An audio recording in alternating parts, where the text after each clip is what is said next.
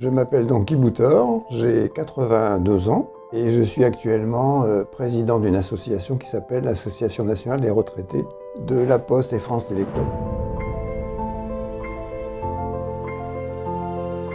Alors pour mes souvenirs de cette période où j'ai vécu en Algérie, pendant 2 ans presque, précédemment j'ai terminé mes études, j'avais 19 ans, oui. Et j'ai commencé à travailler donc à France Télécom à ce moment-là, avec une fonction de contrôleur, on appelait ça contrôleur dans la partie technique. Et donc j'étais appelé pour partir en Algérie. Et donc ça remonte aux années 60, fin 60. Je suis parti, je dirais même que j'avais une certaine impatience à partir pour découvrir un peu ce pays. Contrairement à ce qu'on pourrait imaginer, alors qu'on était en état de guerre, j'avais un esprit, que j'ai toujours d'ailleurs, de découverte permanente. Ce qui fait que je suis parti à Compiègne, dans un premier temps, pour faire les classes, comme on dit. Et alors, qu'est-ce qu'on vous a inculqué pendant votre entraînement militaire? Vous étiez dans l'armée de l'air. Est-ce que c'est très différent, selon vous, de ce qu'on peut apprendre dans d'autres unités de l'armée? Non, pour moi c'était identique, parce que quand je suis allé à Compiègne, c'était une formation de commando. Autrement dit, le but c'était d'être en première ligne, et puis de se défendre par rapport à celui qui était en face. Donc on nous a appris à faire des gestes de défense, aussi bien avec les mains ou avec un couteau ou l'arme, ce qui était assez désagréable, mais enfin c'était comme ça. Et à l'issue de ces je crois que c'est à peu près 2 mois que j'ai passé donc à Compiègne, je suis parti à Alger par bateau, et à la suite de ça, je suis parti à Mouzayaville. C'était une base qui permettait de protéger les colons, comme on les appelait à ce moment-là. Alors j'étais dans l'armée de l'air. Et donc l'armée de l'air, mais rampant, comme on dit. Donc sans avoir ces avions à proximité. Et donc j'ai fait des gardes de jour, de nuit, avec, si vous imaginez, l'inquiétude que ça pouvait représenter. On a mis, je crois, plus de 12 heures pour faire le voyage, parce que c'était très, très compliqué, avec toutes les protections qu'il fallait imaginer, parce que les trains, évidemment, ils les faisaient sauter. Il y avait des risques pendant les déplacements. Il y avait des risques permanents, et c'était la crainte majeure qui était là. L'Algérie, c'est surtout des vallées. Les routes étaient au creux de ces vallées. Donc c'est là où il y a eu autant d'attentats, parce que les félagas se mettaient bien sûr au sommet et nous tiraient dessus, quoi. Donc il y avait cette crainte de dire est-ce que je vais y passer ou pas, quoi. Parce qu'il y en a quand même eu pas mal qui ont été tués, hein. Donc à Constantine, là j'étais affecté dans un centre on appelle ça des faisceaux hertziens, c'est-à-dire ce sont des liaisons qui sont entre grandes antennes, qui permet de faire des passages d'ondes, et les communications soit téléphoniques, soit télévisées. Et ma fonction à moi, c'était d'utiliser, enfin de dépanner ce matériel-là. Et à la suite de cette période de Constantine, qui a dû durer peut-être 6 mois à peu près, ouais.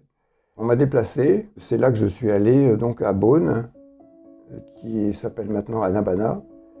Et à Beaune, j'étais donc affecté, non pas à la base de Beaune, qui était une base aérienne, donc pensant toujours que j'étais dans l'armée de l'air.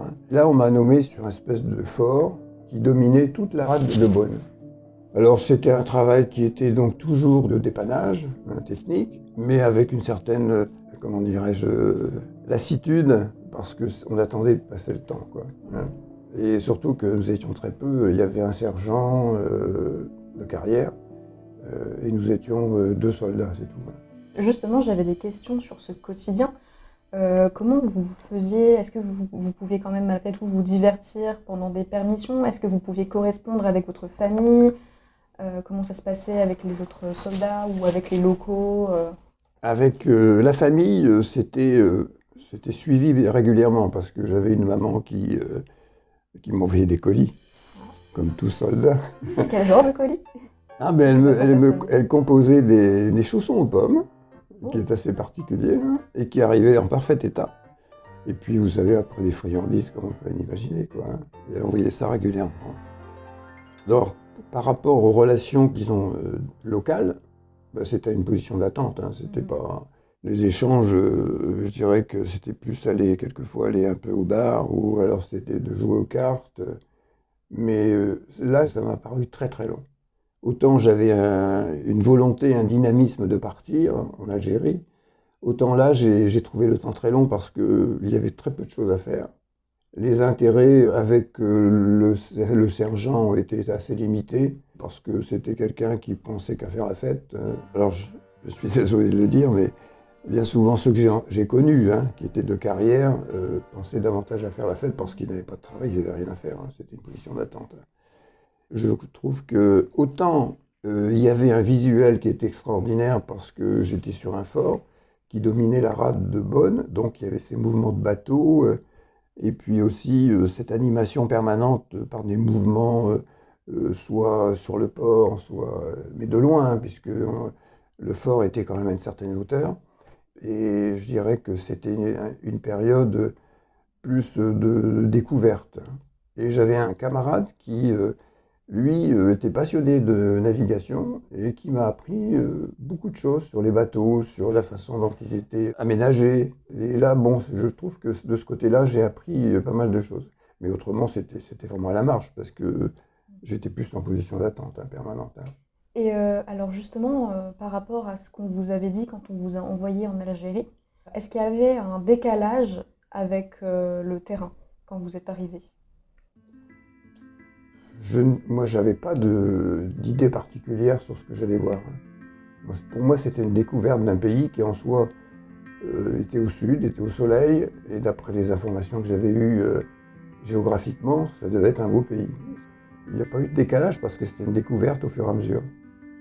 Par exemple, quand j'étais à Mouzaliaville, les relations avec la population étaient quand même relativement faciles, avec toutes les protections que ça comprenait, c'est-à-dire qu'on ne pouvait pas sortir seul. Hein.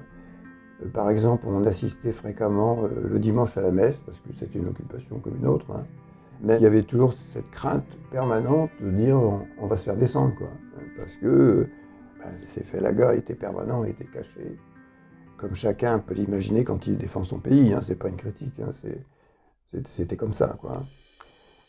Autrement, quand j'étais à Bonn, je ne suis pratiquement jamais sorti.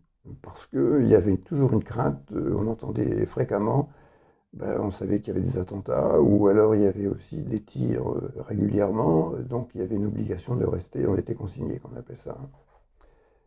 Donc l'ouverture avec les gens qu'on appelait les pieds noirs, hein, il y a des Européens, était très limitée, et je dirais qu'il y avait aussi un esprit, pas de rejet, mais de dire, il y avait ces pieds noirs n'avaient pas de bonne relation avec l'armée quand même, enfin, pour mon point de vue. Hein. Dans l'esprit que, par exemple, quand j'étais à Mouzaliaville, j'en reviens toujours à Mouzaliaville parce que c'était le début, quand nous allions protéger ces colons, puisqu'on était dans un mirador, hein, la nuit, il n'y avait aucune relation avec eux. Il n'y avait aucun je dirais, retour de la part du fait qu'on les protégeait. Et je dirais même qu'il y a certains cas, à quel point ça allait, vous faisiez même payer l'eau. Hein. Si vous avez besoin d'un verre d'eau ou d'une bouteille d'eau, ils vous faisaient payer la bouteille d'eau. Voilà. Vous voyez, il y avait une espèce de rejet en relation avec ces colons, parce qu'il y a des pieds noirs qui étaient sympathiques, hein, mais qu'on n'a pas eu l'occasion tellement de côtoyer, quoi.